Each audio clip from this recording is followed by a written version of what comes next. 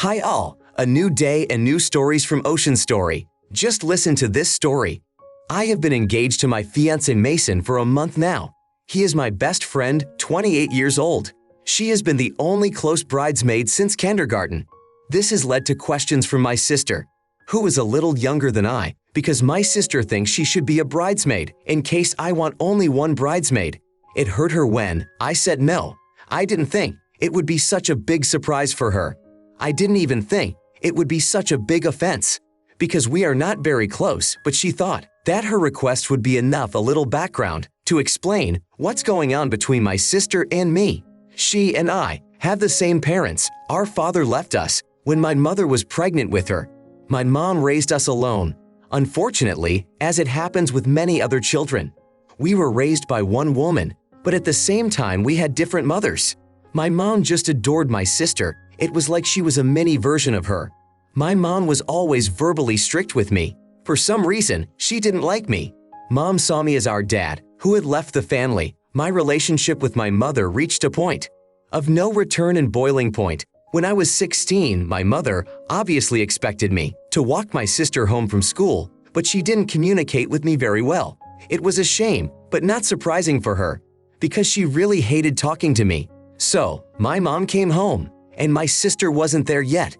Then my mother attacked me. She started accusing me of everything, that I wanted my sister to die, and that I was just as selfish and bitchy as my father. My mom started saying that I wasn't worth a penny of that money, that she had to spend it on my upkeep, and that it would be easier for her to live with one sister. I asked her an uncomfortable question about why she didn't have an abortion. My mother replied that she regretted her decision every day. If she had just gone to an appointment then, she would be much happier now. It was a point of no return. Then I found free accommodation with people. My mother did not say anything. My sister adores our mom. She is fully aware of what happened between me and my mother, but she is always trying to reconcile us. I once asked my sister to stop talking about my mom, but she kept going.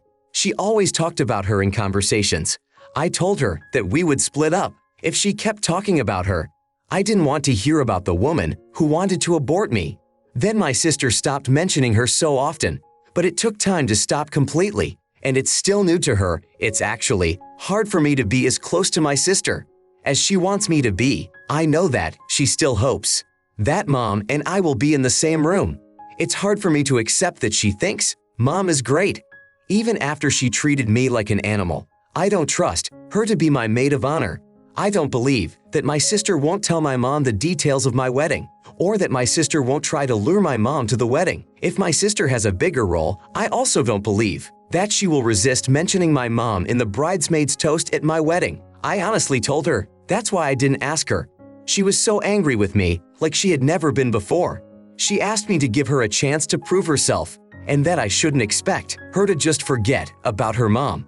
I told my sister that she could have any relationship with my mom, but I don't want to hear about her at all. Then she said that I was worse than my mom, and I understood her because I know what it's like to be treated badly for something you didn't do. Harper, I would have said no if I were you. After all, your sister has had these chances for years, and she blew them. Even the fact that you're asking her not to talk about your mom, this is a very low bar. I can say that it is incredibly nice of you not to force your sister to choose sides when the abuse of your mom's love is so obvious. If she needs another chance to prove herself again after she failed such an easy one, it's easy to imagine that she won't be able to hold it together in a big public. Logan also discussed safety issues with the wedding organizers in advance. If your sister is allowed to attend your wedding, she will probably bring her mom with her. I feel these nasty words in my bones. It's not illegal not to spend time with your family. It's not illegal to spend time with people who continue to hurt you. It's not a good idea. And it also doesn't justify violating your own boundaries. Not talking to your sister is also an option. Your sister is like a golden child who won't want to listen to what you have to say. But you can get out of this situation. It is noticeable that your sister always wants to please her mother in everything. A story that really surprised me. Today I feel unhappy. I had a very stressful job this week, with long working hours and coworkers who dislike me. The job was not my entire income. I also earn extra money by renting out my old 2-room apartment. I actually lived there, too, but I was renting out a room at the same time. There was a girl who lived there, and she paid me $800 a month and continues to pay me. We shared the utilities in half. It was unbearable and bad at work. I wanted to go home. I left with the others. When I got home, I decided to clean the guest room and rent it out. I told my roommate about it. She was unhappy because she did not want to share the bathroom with someone else. I pointed out that her share of the utility bill would be reduced, but this did not calm her down and did not make her less worried. Even though she didn't want to, I rented out the room. Not long after I finally quit my job. Now the details of life are such that my mortgage is $1,400 a month. So now I'm paying about $80 a month. And then there's the rent from both of my girls. Now I'm living off my savings while I look for a new job. One of my roommates noticed that I don't go to work anymore. I told her honestly that I had quit that job and was looking for a new one. She said something interesting. So you're a professional apartment owner now.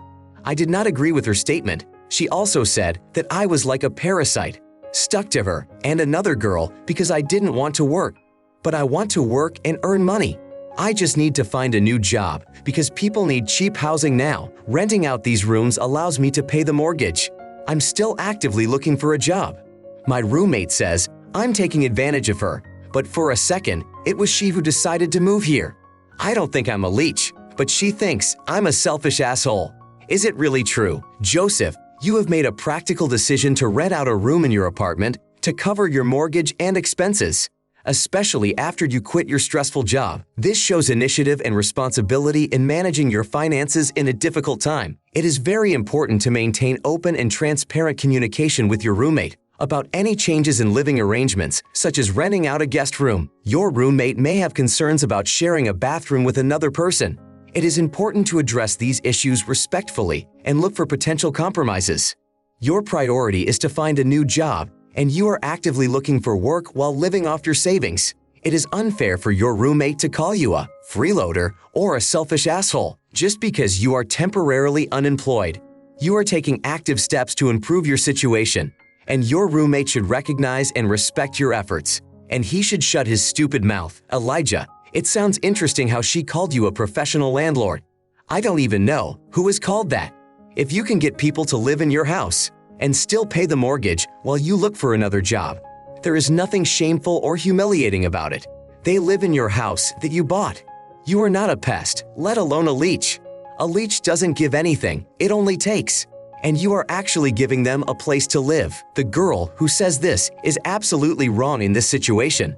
Lucas, I disagree, especially with the bathroom issue. If that girl was moving knowing that she would have her own bathroom, it's a big change. When suddenly she has to share a bathroom with a stranger, I would even say that you should offer her a rent reduction because of this. Mia, she has the right to look for another apartment if she's not comfortable with the changes that have taken place. Regardless of who she decides to rent from, those people, they will receive some benefit from her rent. You didn't turn the living room into a private space just to squeeze in more people. Who will pay you? Start looking for a new roommate. Next story. My mom and I are currently in therapy with our stepfather. She met him when I was 6 years old. Then my mom moved me and my siblings when I was 7, all to be with her husband and his daughters. My physical father had been dead for several years. At that point, we had left our paternal families behind as well. Then my mom sat me and my brothers down and told us that she wanted us to be a family, and that my late father's family did not want to accept my now stepfather and his children into their family. My mom said that from now on we should be a happy family. I have to accept my father and his girls into our family and treat them as my own sisters. My mom said that my stepfather told her his story, that the girls had already been rejected by their own mother, and even the only grandparents they knew. And that is why these girls need a good attitude. That's why my mom said we should go to them so that the children would not be rejected. Even more because of my late father's family. What I didn't know then, but I know now, it is that my stepmother's children were planned with his wife, but she could not have them biologically because of certain problems. They used the services of an egg donor, at least it worked. But in the end, she couldn't accept the fact that she couldn't have children on her own and left.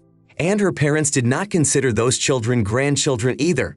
In the end, 2 children died before the girls turned 3, so my mother moved the 3 of us to another house, which was quite far from the old one, to set up a new home with my stepfather. My mom left a really good job and friends, and that was her sacrifice for a happy family. My family and I never agreed on this. They were especially outraged by this. There were a lot of fights between my older sister and our mother because of this. My sister and brother decided to return home. When they finished school, they also told my mom very frankly at that time that the sacrifice she always claimed was worth it for them was only for their mother. In the last 4 months, my mother and stepfather began to realize that I was also unlikely to stay with them. After graduation, my mother also noticed how interested I could be in communicating with her and my stepfather. When the conversation is about my former family, it's the truth.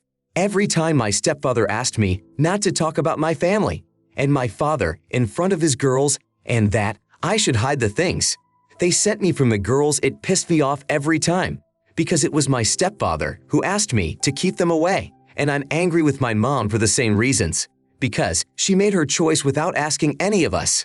That's why we started the therapy. Over the last month, I opened up a bit about my feelings. Then in our last 3 sessions, it became clear that mom just wanted all her children to enjoy the good. That came from our sacrifice, and they felt that it was really worth it.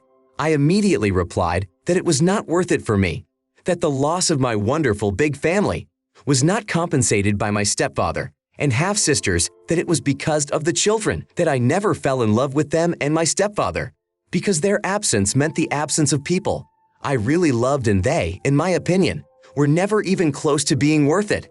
The psychologist asked me to leave the room because my mom could not stand it and started to get angry.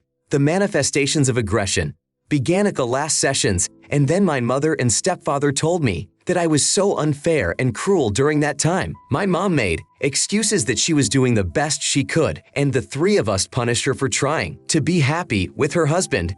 Sophia, let me clarify some things.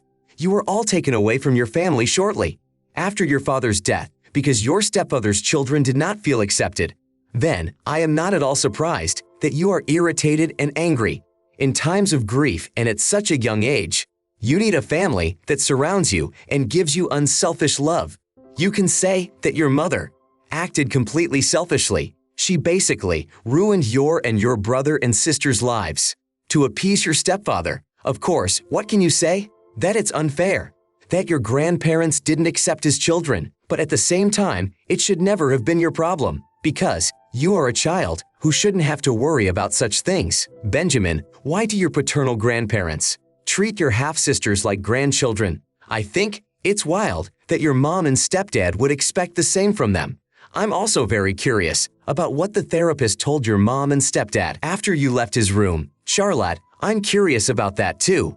What is true is this: your stepfather and half-sisters were your mother's choice, not yours and the other children's, and to describe it as a sacrifice, a contact with your father's family to satisfy your stepfather's idea of justice in relation to his daughters. And all of this is your mother's choice, not your brother's or sister's. So your mother's claim that she did her best is a lie which she feeds everyone often. She did what was easiest for her to make a life for herself with her new husband and his daughters. It was never about you and your brothers.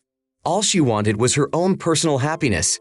It is safe to say that she did everything possible for herself. Now I want to tell a different story. I just want to say that my husband Liam, he is a very wonderful, funny, and kind man. He is also incredibly handsome and stands out from the crowd. And I am not at all compared to my husband. Liam works in a job that is very dependent on appearance. I noticed not so long ago that he is embarrassed and ashamed when he introduces me as his wife to new colleagues. This has happened only a few times. He moves his hands awkwardly, does not look anyone in the eye. At the same time, he smiles forcefully and immediately tries to change the conversation to something else. Only he will say that I am his wife in public. According to my husband, these events were accidental for him. That's why I stopped going to his events. Thanks to this, he gained some success among his colleagues. I used to feel bad about it, but I realized that this is probably how work works. People judge him. They often talk behind his back about how ugly I am and how I look. People do this because he is more attractive than me and looks much better.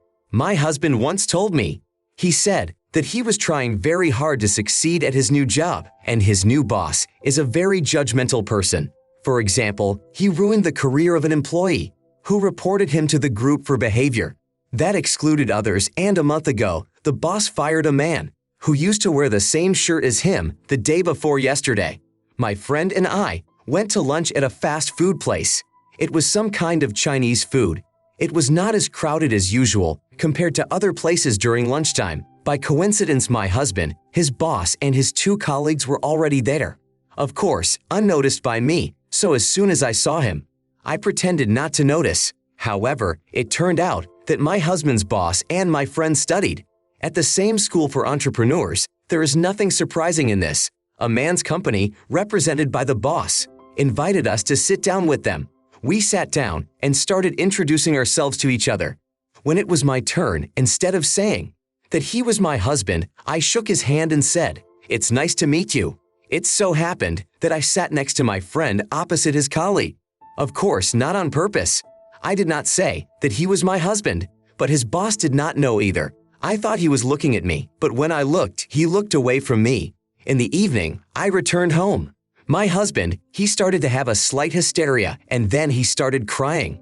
He said he didn't know what he had done, that I started to ignore him. He said that if our marriage meant so little to me, why didn't I just take off the rings? I told him that I didn't want him to be ashamed because of me. Then he became very quiet and calm. The next day, I talked to my mom. Mom said I was being silly and unreasonable, but my dad agreed with my reasoning about Mitt. Emma, did you really marry a man who is ashamed to introduce you as his wife? I would never in my right mind pretend to be a woman that I don't know, my husband, because I feel I'm so ugly, because it would affect his work. Why are you even together if you have that attitude? Noah, your description of how your husband behaves when he introduces you to new people, his reaction when you meet him at work is completely different when you pretended not to know him in front of your colleagues. I can even assume that some of your personal beliefs and body issues, in a way, they affect your interpretation among people. You need to talk to your husband frankly and find a common language. If he has so many horrible people around him at work, perhaps it would be good to remind him of the importance of not only his physical, but also of his mental health. Olivia, I'm sure your husband talks to his colleagues all the time about other people that they are unattractive and ugly, but they ruin his work activities, and it's his co-workers who make him uncomfortable. It's embarrass him. Oliver, I don't blame you at all for having some body or appearance issues. Your husband has repeatedly been ashamed of you in public, and you do something in his interests and for him, and now he's crying. Maybe it's a fair consequence of how he's made you feel all this time. What a nerve your husband has. It's as if he could have guessed that you were his wife even before you met. As soon as he saw you, you put up with him and pretended because of his past behavior. This fool pretends to be innocent and puts all the blame on you. It shouldn't matter how good-looking he is. It all comes to naught because he treats his wife so badly. You don't deserve this kind of treatment from someone you love. I think it will not be superfluous to consult a psychologist to solve this problem or even divorce this asshole. No spouse deserves to be treated so humiliatingly by one of their partners. My next story. My husband and I have 5 children. We live in a big house, but it has 3 bedrooms. As you can imagine, there is not enough space for everyone. My husband and I share 1 bedroom. The 2 older ones share 1 bedroom between them. 2 middle-aged and 1 younger one share a bedroom. This question concerns my eldest daughter, who turned 19 not long ago. She recently started college, and at the beginning of the semester at the end of August, she moved into a student dormitory. Her college is just under 40 minutes away from us, so she was able to leave her job here, and now she plans to come to us every weekend and stay here on Friday night and return to the dormitory on Sunday after work. She is looking for a job closer to the college. Unfortunately, she hasn't found one yet, one that would pay as well as her job near us. My father and I could not agree to this because it complicated our personal affairs, so I had to talk to my children about it. I told them that they would eventually have more space. It was time for me to talk to my eldest daughter. I told her to clear out her closet and drawers to make more space. I also told my second eldest to leave one drawer free. For extra things that needed to go somewhere, it was all emotional. My eldest daughter was angry that we were doing this. It was as if we had forced her out of the house. When my daughter left home, after that fight with my daughter, I told our second oldest daughter, 17 years old, that the room was now hers alone. 3 days later, we sold my eldest's bed. The older daughter had put her things there before the fight. So when she came back for the weekend, she found out about it and was angry with my dad and me. Later that night, I went to check Instagram and I saw my daughter's page. She wrote the following: "I feel like I don't have a home anymore. It's like it will never be where it used to be." It was at that moment that I was really angry that she dared to put our family affairs on social media. So without delay, I went and woke her up to tell her about it. We argued in the middle of the night. In anger, I told her, so if she doesn't feel like this is her home anymore, then she needs to leave immediately and get out of my house forever. She did just that. My husband found out that she had booked a taxi to her place from the college, and she left us that night. The following Thursday, she wrote me a message in which she was very direct. "I'm sorry I posted on Instagram about how I felt at that moment. I will not do it again." She also either deleted her Instagram account, or maybe she changed her name in her profile and blocked me. Due to these circumstances, I cannot verify whether she was sincere and will keep her words. Nevertheless, I told my daughter that I forgive her so she can return to our arrangement. Since last weekend, she has not returned to our house in the whole month of November. She did not come home once, and instead of coming to my husband and me at home, my daughter decided to go to work on Saturday and Sunday instead of coming to our house. I was a little surprised by this with my husband. Later, I wrote her a message to ask her, when does her vacation start, to find out when she will be back. My daughter replied that her friend's parents were in the apartment. They told her that she could spend the next Christmas holiday with them. So she did not refuse them and she will stay at home with them for the holiday. I am very curious. Were my husband and I really so wrong to push our daughter away from us? My husband thinks so, and so does one of my older sons. But I think we handled it well. Maybe I shouldn't have asked her to leave, but does that justify the fact that my daughter decided to leave her family? Asher, as soon as your daughter stepped foot in the house, you threw away her things and sold her bed. That shows what a loving mother you really are to her. She seems to have gone on a bad run with you, to say the least, which, frankly, is hindering and harming you. Your daughter no longer trusts you, and it would be wrong to blame her for that. I know exactly what I am writing about. After all, I am already over 33 years old. I am a mother of 2 children. I would never do that to my children. And what else is there to say but words?